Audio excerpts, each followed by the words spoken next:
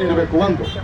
ಇಲ್ಲಿ ಸಿಎಂ ಅವರು ಬಂದಾಗ NDRF ಏನೋ ನಿಯಮಗಳು ಅದಾವ.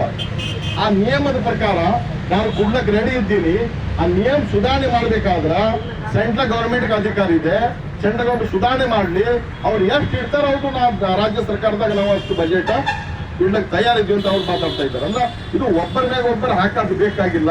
ಅವ್ರವ್ರಿಗೆ ಪತ್ರ ಬರೆದಾರೋ ಇಲ್ಲೋ ಗುರುತಿಲ್ಲ. ಆದರೆ ಈ ಸರಿ ಇದು ಮನುಷ್ಯತ್ವದ ಹೋರಾಟ ಇದೆ. ಯಾರಿಗೂ ಒಲ್ಲಕ್ಕಾಗಲ್ಲ, ಯಾರಿಗೆ ವಿರೋಧ ಮಾಡ್ಲಿಕ್ಕಾಗಲ್ಲ.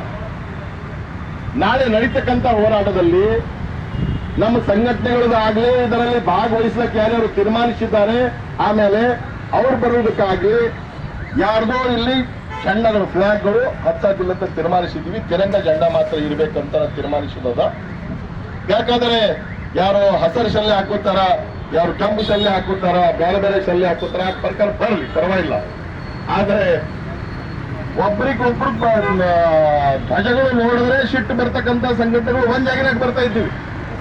ಹತ್ತಿಸ್ಕೊಳ್ಳಿದ್ರು ನಮ್ಮ ಪರಿಸ್ಥಿತಿ ಅದ.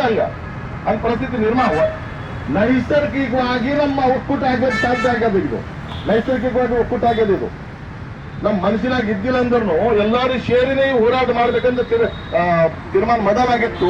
ಅದೇ ಪ್ರಕಾರ ವಾತಾವರಣ ತಯಾರಾಗಿ ಆ ಪ್ರಕಾರ ಹೋರಾಟ ನಡೀತಾ ಇದೆ. ನಾವು ಕೇಂದ್ರದಾಗ ಅಧಿಕಾರ ಇದ್ದವರು ರಾಜ್ಯ ಸರ್ಕಾರ ಮ್ಯಾಗ ಹಾಕೋದು, ಅಥವಾ ರಾಜ್ಯದಾಗ ಸರ್ಕಾರ ಇದ್ದವರು ಕೇಂದ್ರ ಸರ್ಕಾರ ಮ್ಯಾಗ ಹಾಕೋದು, ಅದೇ ಪದ್ಧತಿ ಆಗ್ಲಾರ್ದು ಯಾರ್ಯಾರ್ದು ಏನೇನು ಜವಾಬ್ದಾರಿ ಅದ ಜವಾಬ್ದಾರಿಯುತವಾಗಿ ಕೆಲಸ ಮಾಡಿದ್ರೆ ಒಳ್ಳೇದು. ನಾಳಿನ ಕಾರ್ಯಕ್ರಮದಲ್ಲಿ ಅದೇ ಸಂದೇಶ ಜನರ ಮಧ್ಯೆ ಹೋಗ್ಬೇಕಂತ ನಾನು ವಿನಂತಿಸುತ್ತೇನೆ.